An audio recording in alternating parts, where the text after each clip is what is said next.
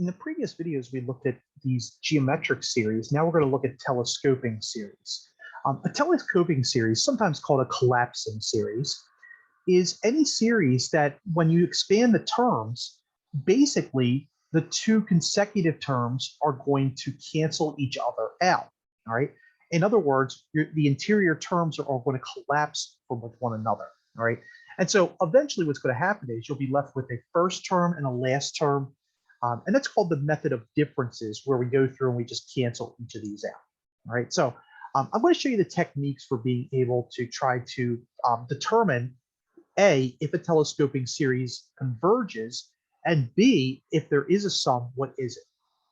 All right, so let's take a look at this first animal. This one's not so bad.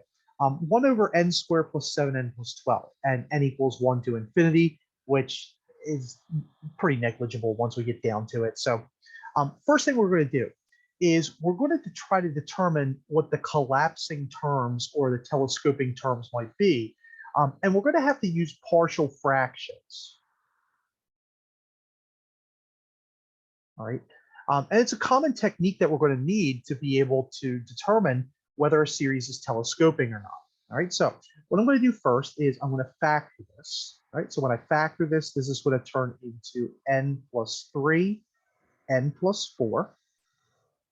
And if we go back to sort of the beginning of our course where we did these rational sorts of integrals, we were able to see that these are both going to be linear and they're going to be non-repeating. So this can be broken up into a over n plus 3 plus b over n plus 4. Right? And just in case you forgot, we're trying to solve for a and b. All right. And to do so, what we're going to do is we're going to multiply through by n plus 3, n plus 4. So we're going to multiply all of the terms by n plus 3 times n plus 4, right? So that's an n plus 3, n plus 4, right? And then finally here, we have an n plus 3, n plus 4. All right. Now over here, those are all going to cancel, and we're going to be left with 1. The n plus 3s are going to cancel, and we're left with a, n plus 4. And then over here, the n plus 4s are going to cancel, and we're going to be left with b, n plus 3. And at this point, we can go ahead and create a system out of this. Okay, I'm going to distribute the a and distribute the b. So this is going to be 1 is equal to an plus 4a plus bn plus 3b. And on the left-hand side, don't forget that this is 0n plus 1.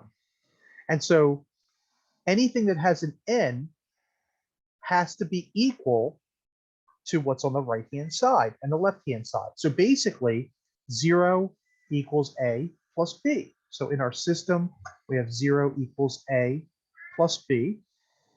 And then we have a 1 is going to be equal to 4a plus 3b. All right.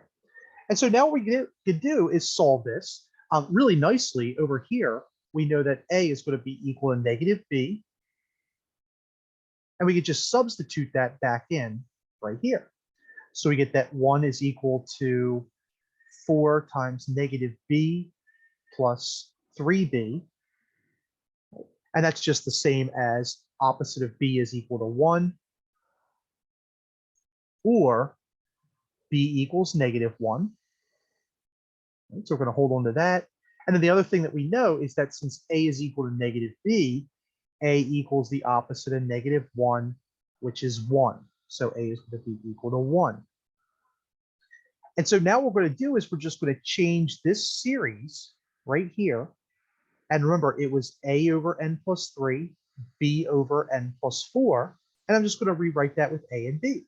All right, so now the series becomes n equals 1 to infinity. All right, and again, that's just because that was the lower and the upper bounds. A was 1 over n plus 3. And then plus a negative 1 over n plus 4. Okay. Now, what I'm going to do is I'm going to write out several of the terms by plugging in 1, 2, 3, 4, 5, etc. And then eventually it's going to lead up to infinity. Okay, so when n equals 1, I wind up with 1 over 1 plus 3, which is 4, and 1 plus 4, so this is going to be plus a negative 1/5. Okay, so that's for n equals 1. Remember, this is a series, so we're going to add the terms. So that's going to be for n equals 2. If I substitute 2 back in, so that's going to be 1 over 5 plus a negative. So we're going to substitute 2 here, and that's going to be minus or plus a negative 1/6. And then if n is equal to 3, so I'm going to do this just a few times to show you what's going to happen. If I substitute 3 back in, and again, I'm substituting n equals 3 back in here, and then also in here. So that's going to be 1 over 6 plus negative 1 over 7. So n equals 4. So that's going to be equal to 1 over 7 plus negative 1 over 8. Now, I can keep doing this forever, right? But what's going to happen is eventually I'm going to get towards infinity. Okay, so that's going to be plus the limit as n approaches infinity of 1 over n plus 3 plus 1 over n plus 4.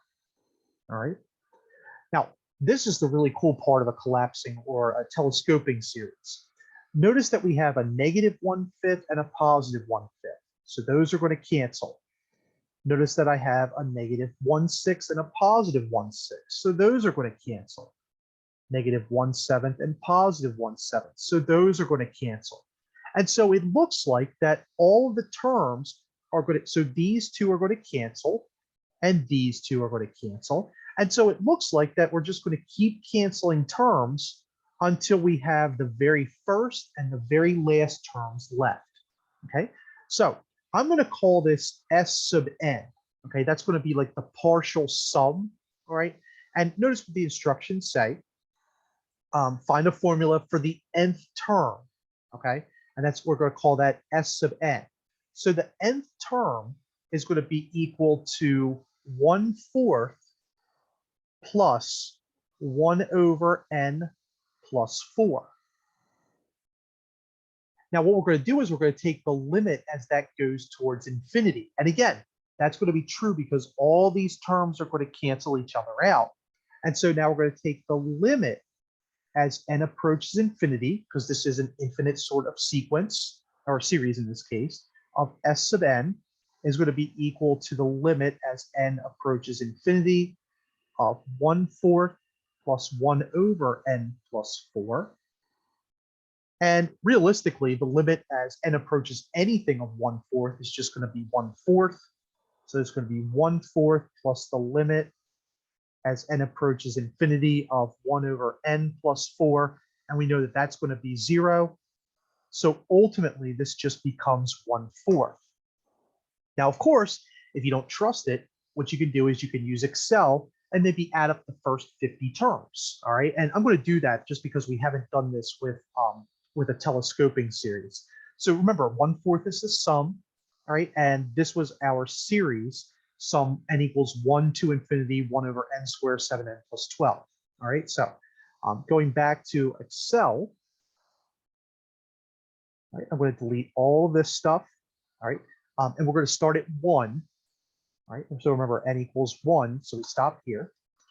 And this was equal to 1 over the quantity of n squared, which is going to be A2 squared, since we're starting in cell A2, plus 7n plus 12. And now what I'm going to do is I'm just going to drag this down. All right, so we just drag, drag, drag, drag, drag. All right, so there we go.